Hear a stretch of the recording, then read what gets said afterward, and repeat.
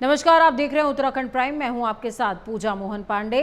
धराली में आई आपदा को लेकर रेस्क्यू ऑपरेशन लगातार जारी है।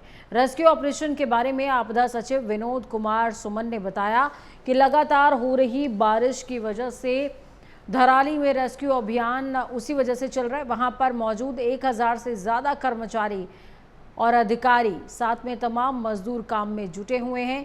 तो वहीं लंचा घाट में बन रहे पुल को सुचारू कर दिया गया है। साथ ही बिजली, पानी सहित संचार व्यवस्था और वहां पर माइक्रो हाइड्रल पावर प्रोजेक्ट को भी सुचारू कर दिया गया। इसके अलावा हर्षिल में बनी झील को भी खोलने का प्रयास लगातार किया जा रहा है।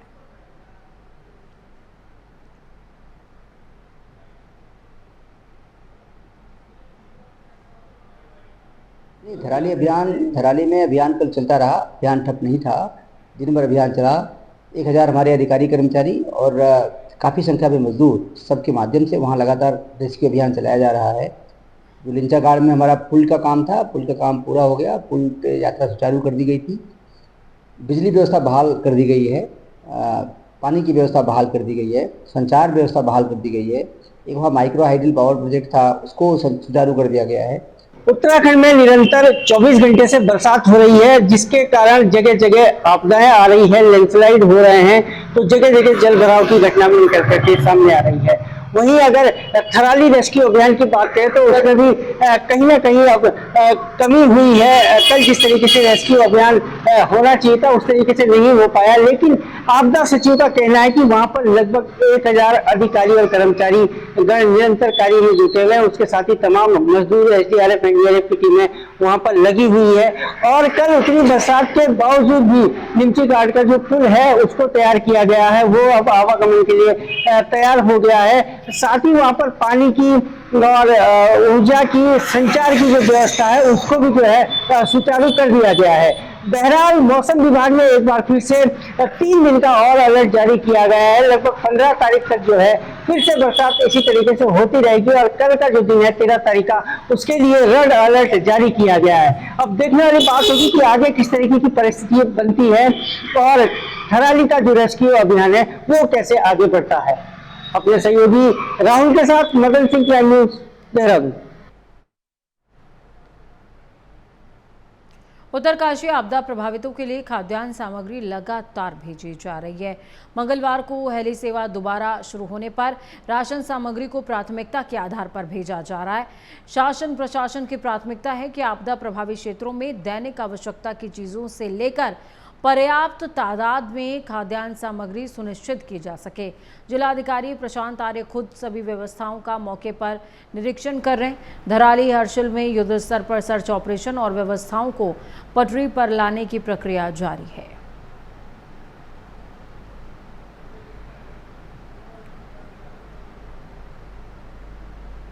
उत्तराखंड सरकार ने हाल ही में आई प्राकृतिक आपदा से बुरी तरह प्रभावित हर्षिल धराली क्षेत्र के पुनर्निर्माण और राहत कार्यों के लिए कर्नल अजय कोटियाल को जिम्मेदारी सौंपी है। मुख्यमंत्री पुष्कर सिंह धामी ने इस महत्वपूर्ण काम के लिए कर्नल अजय को अपना प्रतिनिधि नियुक्त किया है। कर्नल अजय कोटियाल पहले भी केदारनाथ आपदा पुनर्निर्माण में अपनी दूरदर्शी नेतृत्व क्षमता से काम करने के लिए पहचाने जाते हैं। अब उन्हें इसी जुनून और समर्पण के साथ हर्षिल धराली को फिर से बसाने का काम दिया गया है। कर्नल अजय कोटियाल ने कहा कि प्रभावित क्षेत्र का दौरा करेंगे और अपनी रिपोर्ट राज्य सरकार को वो सौंपने का भी काम करेंगे। कर्नल अजय कोटियाल ने यह भी कहा कि उनके ओर से नीम के ही पुराने सेक्टर्स जो कि उस क्षेत्र को जानते हैं उनके साथ आपदा राहत बचाव कार्य करेंगे। कर्नल कोटियाल ने यह भी कहा कि जल्द ही संसाधनों के उस क्षेत्र के पुनर्निर्माण पर लग जाएंगे। तो एक तो सबसे पहला इम्पोर्टेंस तो है कि वहां पे जो लोकल दबे हैं और जो बाहर से जो टूरिस्ट आ रखे थे, जो वहां पे लोग काम कर रहे थे, होटल रिजॉर्ट वहां बन रखे हैं, उसमें अलग अलग जगहों से आके ना लोग काम करते हैं, तो उनको किस प्रकार से हम निकालने का प्रयास करें। उसके बाद में दूसरा इंपॉर्टेंस है कि अभी कुछ समय के बाद में जैसे ही मानसून खत्म होता है तो 4 धाम यात्रा तो शुरू हो जाएगी। गंगोत्री धाम में दुनिया भर से जो श्रद्धालु एक भावना के साथ में आते हैं, उसको कैसे हम श्रद्धा को मेंटेन कर सकें, यात्रा को अनइंटरप्टेड कैसे बना सकें। उत्तराखंड में आई भीषण प्राकृतिक आपदा के एक सप्ताह बाद सरकार ने 68 लापता लोगों की सूची जारी की है। ये सूची उत्तरकाशी के आपदा परिचालन केंद्र ने साझा की, जिसमें सबसे ज़्यादा 24 नेपाली मजदूर शामिल बताए जा रहे हैं। इसके अलावा नौसेना के जवान, धराली और आसपास के 13 स्थानीय निवासी, बिहार के 13, उत्तर प्रदेश के 6 और टिहरी जिले का एक व्यक्ति भी लापता लोगों की सूची में शामिल है। अब तक चलाए जा रहे रेस्क्यू ऑपरेशन में 1278 लोगों को सुरक्षित निकाला भी गया है। प्रशासन की टीमें लगातार राहत और बचाव कार्यों में जुटी हुई हैं।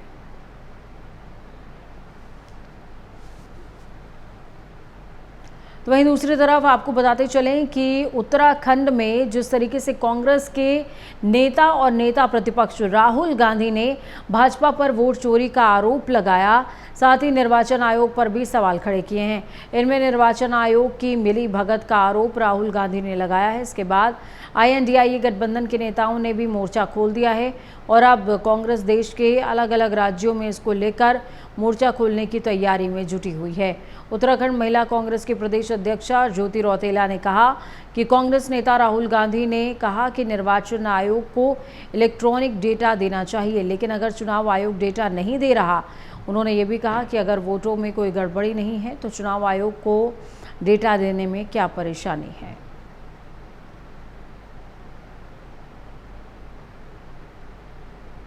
जो इस देश का निर्वाचन आयोग है वो पूरी तरीके से राजनीतिक फैला रहा है। राहुल गांधी जी ने उनको बोला कि आप हमें इलेक्ट्रॉनिक वोटर लिस्ट दीजिए।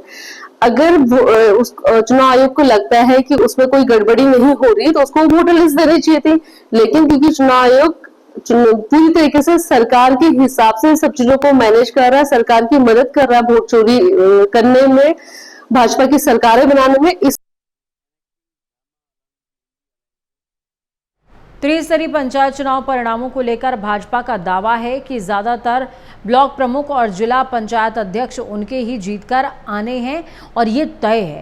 पहले चरण में ही भाजपा को बढ़त मिलती नजर आ रही है और अभी तक भाजपा के 4 जिला पंचायत अध्यक्ष और 11 ब्लॉक प्रमुख निर्विरोध निर्वाचित होकर आए हैं। हालांकि कई ऐसी जगहें हैं जहां भाजपा को झटका भी लगा है। बावजूद इसके बीजेपी का दावा है कि प्रदेश में पंचायतों की सरकार पर भी वो काबिज होगी। देखिए, माननीय मुख्यमंत्री श्री पुष्कर सिंह धामी जी के नेतृत्व में हमारे अभी जिला पंचायत जो है 4 निर्विरोध जीते हैं और 11 जो है ब्लॉक प्रमुख जीते हैं और लगातार जो है पूरी ट्रांसपेरेंसी के साथ में चुनाव हो रहे हैं। और निश्चित रूप से भाजपा हर जिले में जो है अपना बोर्ड बनाएगी और भाजपा जिस प्रकार से जनता के बीच में घर घर जाके काम कर रही है उसी का ये परिणाम है और लगातार जनता हमें अपना आशीर्वाद दे रही है। और माननीय मुख्यमंत्री जी के मार्गदर्शन में, संगठन के मार्गदर्शन में भाजपा अव्वल सेमीफाइनल जो है अपना जीत चुकी है और कांग्रेस का जहां पर आप देख रहे हैं कि चारों खाने चित हो रखी है। देखिए, उत्तराखंड में पंचायत चुनावों में बीजेपी को लगातार बड़ी सफलता मिल रही है। अब तक बीजेपी के 5 जिला पंचायत अध्यक्ष और 16 ब्लॉक प्रमुख निर्विरोध निर्वाचित हो चुके हैं, जो पार्टी की मजबूत पकड़ को दर्शाता है। टिहरी गढ़वाल में राजनीतिक समीकरण और भी दिलचस्प हो गए हैं, जब पूर्व मंत्री अमृता सचवान की बेटी इशिता सचवान के बीजेपी में शामिल होते ही विपक्ष पूरी तरह खाली हो गया। यहां बीजेपी प्रत्याशी के सामने कोई भी नामांकन दाखिल नहीं कर सका। इस बीच पार्टी ने रणनीतिक रूप से पूर्व में घोषित अधिकृत प्रत्याशी को बदलकर एक बड़ा कदम उठाया, जिससे समीकरण पूरी तरह बीजेपी के पक्ष में हो गया।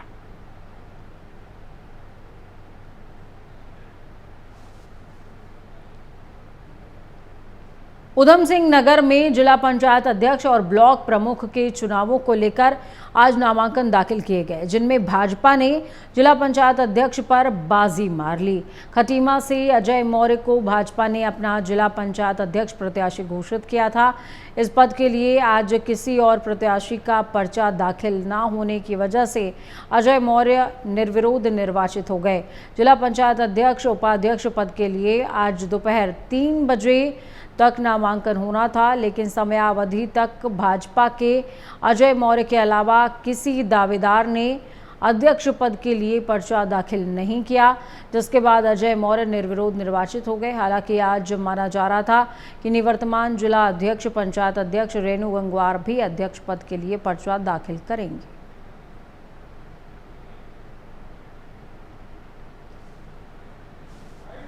नेतृत्व का और उत्तराखंड के यशस्वी माननीय मुख्यमंत्री जी का बहुत बहुत धन्यवाद आभार करता हूं, जो मुझे इस लायक उन्होंने समझा और जिम्मेदारी सौंपी है। और यहाँ का पूरे जिले के सभी लोग, सभी संगठन के लोग मेरा सहयोग कर रहे हैं और निश्चित ही हम लोग ये जो है चुनाव पे विजय प्राप्त करेंगे, सभी लोगों का आशीर्वाद से। भू बैकुंठ नगरी श्री बद्रीनाथ धाम सहित देश के पहले सरहदी सीमांत पर्यटन विलेज माड़ा क्षेत्र में तिरंगा यात्रा निकाली गई। इस दौरान भारत तिब्बत सीमा पुलिस बल की ओर से हिंदुस्तान जिंदाबाद के गगनभेदी नारे लगाए गए। आईटीबीपी की इस तिरंगा यात्रा में बद्रीपुरी से अमन चैन और राष्ट्रीय एकता का संदेश भी दिया गया और उनसे कामना की गई है कि प्रदेश में और देश में शांति बहाल रहे।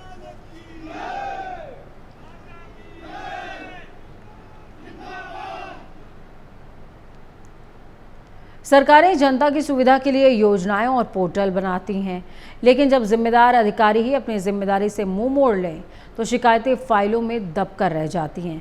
मामला है हरिद्वार के संभागीय परिवहन अधिकारी की कार्यशैली का, जहां स्थानीय लोग महीने से परेशान हैं, लेकिन राहत के नाम पर सिर्फ आश्वासन मिल रहा है। स्थानीय नीरज चौहान का आरोप है कि वाहन पंजीकरण, परमिट, लाइसेंस नवीनीकरण और अन्य कामों के लिए महीनों चक्कर काटने के बाद भी उनका काम पूरा नहीं हो रहा है।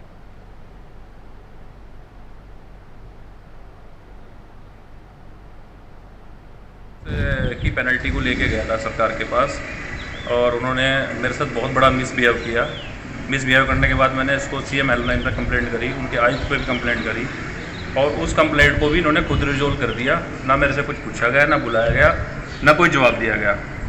तो बताइए आम आदमी किसके पास जाए सरकार में, जब सरकार में कोई आम आदमी की सुनवाई नहीं रहेगी। यहाँ कोई भी कार्य बिना कमीशन के, बिना पैसे लिए, बिना रिश्वत खाए नहीं होता। चाहे कोई 20 साल पुराना ट्रांसपोर्टर हो या 25 साल पुराना ट्रांसपोर्टर हो और कोई कितना जेन्युइन आदमी इनके पास चला जाए, लेकिन इनकी कार्यप्रणाली इतनी बिगड़ चुकी हो कि इनका सैलरी में पेट भरता ही नहीं है।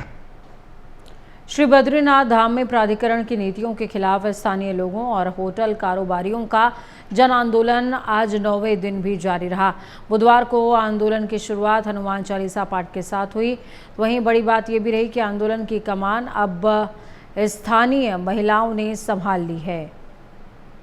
बद्रीश संयुक्त संघर्ष समिति के बैनर तले बड़ी तादाद में मातृशक्ति ने रैली निकाली और सरकार के खिलाफ नारेबाजी की। आंदोलनकारियों ने बताया कि आज जिला प्रशासन के साथ वार्ता होनी थी, लेकिन जिला पंचायत अध्यक्ष चुनाव की तैयारियों के चलते ये नहीं हो सकी। अब बातचीत की संभावना 16 अगस्त के बाद जताई जा रही है।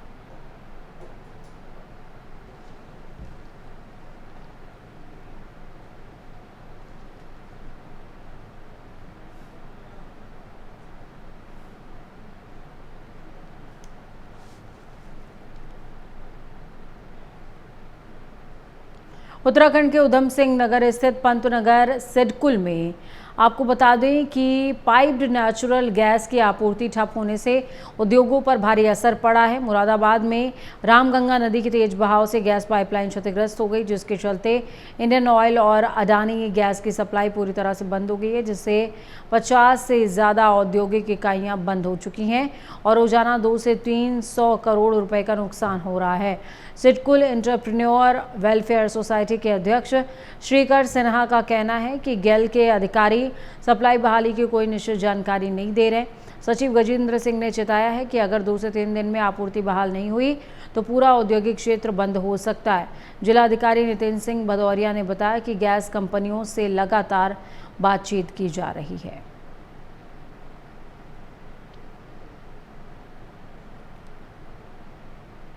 तो मैक्सिमम इंडस्ट्रीज बंद कर दी गई है, इसलिए कि अननेसेसरी पीएनजी की सप्लाई नहीं है और इंडस्ट्री में लोगों को बुलाकर बिना काम के कोई कुछ होने वाला है। मुरादाबाद में एक जो पाइपलाइन फटी है, समस्या वहाँ है, तो हम चाहेंगे कि जल्द से जल्द त्वरित कार्रवाई की जाए, नहीं तो एक बहुत बड़ी समस्या होने वाली है सिडकुल पंतनगर के लिए या फिर जो भी बड़ी कंपनियां जिनके पास पीएनजी गैस पाइपलाइन पर चलती है। एक और जहां बाढ़ और आपदा ने पहाड़ से लेकर मैदान तक लोगों का जनजीवन अस्त व्यस्त कर दिया है, तो वहीं इसकी मार से औद्योगिक क्षेत्र भी अछूता नहीं है।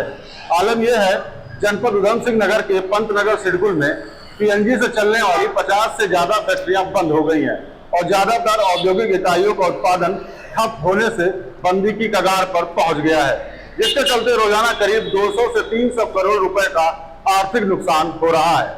अब सिडकुल में उत्पादन ठप होने से उत्तराखंड की अर्थव्यवस्था को भी भारी नुकसान का सामना करना पड़ रहा है। आपको बता दें कि मुरादाबाद के रामगंगा में बाढ़ आने से पीएनजी की लाइन क्षतिग्रस्त हो गई है, तो जिससे एक और जहां इंडस्ट्री के लोग सरकार से पीएनजी गैस आपूर्ति करने की गुहार लगा रहे हैं, तो वहीं जिलाधिकारी आपदा का हवाला देते हुए गैस कंपनियों से वार्ता कर जल्द समस्या का निदान करने का आश्वासन देते नजर आ रहे हैं। कैमरामैन प्रभात कुमार के साथ मैं रजनीश दीक्षित, प्राइम न्यूज, देहरादून। बद्रीनाथ धाम में श्री बद्रीश संयुक्त संघर्ष समिति के तत्वाधान में पिछले 9 दिनों से चल रहे प्राधिकरण के खिलाफ स्थानीय लोगों के जन आंदोलन को लेकर अच्छी खबर सामने आई है। दरअसल जिलाधिकारी चमोली संदीप तिवारी की अध्यक्षता में वर्चुअल जरिए से बद्रीनाथ धाम के स्थानीय लोगों, पंडा पुरोहित समाज और होटल एसोसिएशन के पदाधिकारियों के साथ बैठक आयोजित की गई। इस दौरान सभी पक्षों ने अपने अपने सुझाव और समस्याएं विस्तार से रखते हुए निस्तारण की मांग की, जिस पर जिलाधिकारी ने जन भावनाओं के अनुरूप समस्याओं का निस्तारण का आश्वासन दिया है। मौके पर होटल एसोसिएशन के अध्यक्ष राजेश मेहता ने बद्रीनाथ से प्राधिकरण को हटाए जाने, भवनों की ऊंचाई और चारधाम यात्रा के लिए तीर्थयात्रियों की संख्या पर लगाए गए प्रतिबंध को हटाने, बद्रीनाथ में संचालित ट्रीटमेंट प्लांट से निकलने वाले अपशिष्ट के निस्तारण के प्रबंधन की बात की है।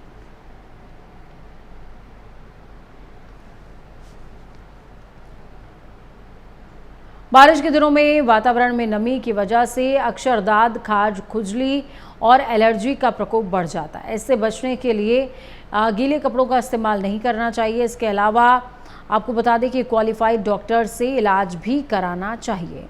ये बात रुद्रपुर के चर्म रोग विशेषज्ञ डॉक्टर कोपल माहेश्वरी ने साझा की। उन्होंने कहा कि अक्सर दाद, खाज, खुजली होने पर मरीज मेडिकल स्टोर से दवाई लेते हैं, जिससे दाद, खाज, खुजली ठीक नहीं हो पाती। मरीज की बीमारी ज़्यादा बढ़ने के बाद लोग क्वालिफाइड डॉक्टर के संपर्क में आते हैं। बीमारी शरीर के अंदर से अगर ठीक ना की जाए तो बीमारी ठीक नहीं हो सकती है और इसके लिए ज़रूरी है कि आप उचित डॉक्टर की परामर्श ज़रूर लें।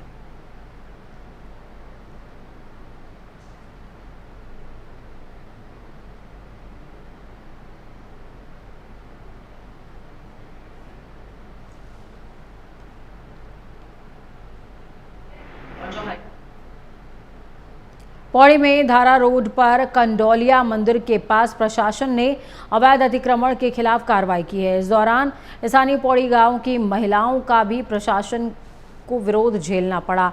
इस पर अतिक्रमण की जद में आने वाली 3 अस्थायी दुकानों को हटाया गया। संयुक्त मजिस्ट्रेट दीक्षिता जोशी के नेतृत्व में राजस्व, पुलिस, नगरपालिका और जिला विकास प्राधिकरण की संयुक्त टीम शहर में सड़कों के किनारे अवैध निर्माण के खिलाफ कार्रवाई कर रही है।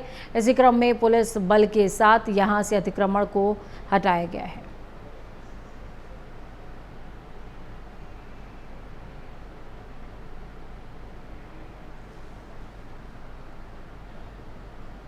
राज्य में 24 घंटे से लगातार बरसात हो रही है, जिसकी वजह से जनजीवन अस्त व्यस्त हो गया। मौसम विभाग ने राज्य के 7 जिलों में स्कूल बंद करने का आह्वान किया है। आपको बता दें कि अगले 3 दिनों तक मौसम की स्थिति ऐसी ही बनी रहने वाली है, जिसको देखते हुए आपदा सचिव विनोद कुमार सुमन का कहना है कि पूरे प्रदेश में भारी बरसात हुई, लेकिन देहरादून में भारी से बहुत भारी बरसात हुई है, जिसके चलते जाम की समस्या जगह जगह बनी है। तो वहीं कुछ पशुओं के बहने की भी घटनाएं सामने आई, तो वहीं एक महिला पानी में बह गई थी, जिसका रेस्क्यू करके बचा लिया गया। कल और परसों भी कई जिलों के लिए रेड अलर्ट, इसलिए सतर्क रहने की आवश्यकता है, जिसके लिए एडवाइजरी जारी कर दी गई है।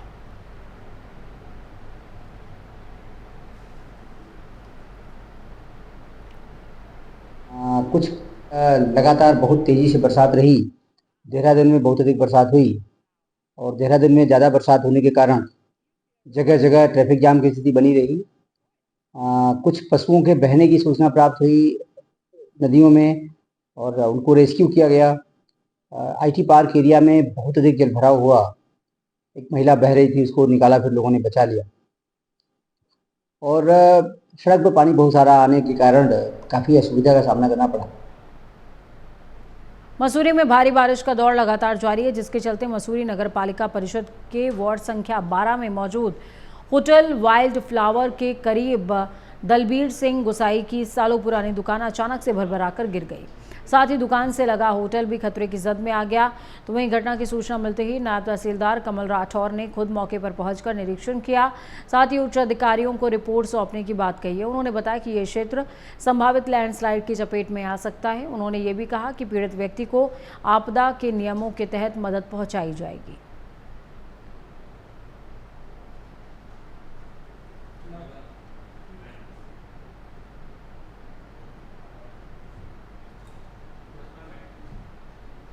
तो ये तस्वीरें आपको दिखा रहे हैं। देखिए क्षेत्र में बारिश की वजह से कितना ज़्यादा नुकसान हो गया है, जिसको लेकर के कहा गया है कि आपदा नियमों के तहत जो भी व्यवस्था है उस नियम के तहत लोगों को राहत पहुंचाई जाएगी। उत्तराखंड प्राइम में खबरों का सफर यहीं तक। बुलेटिन के उस पार ताज़ा अपडेट्स के लिए देखते रहिए प्राइम न्यूज़, क्योंकि सच बेहद ज़रूरी है।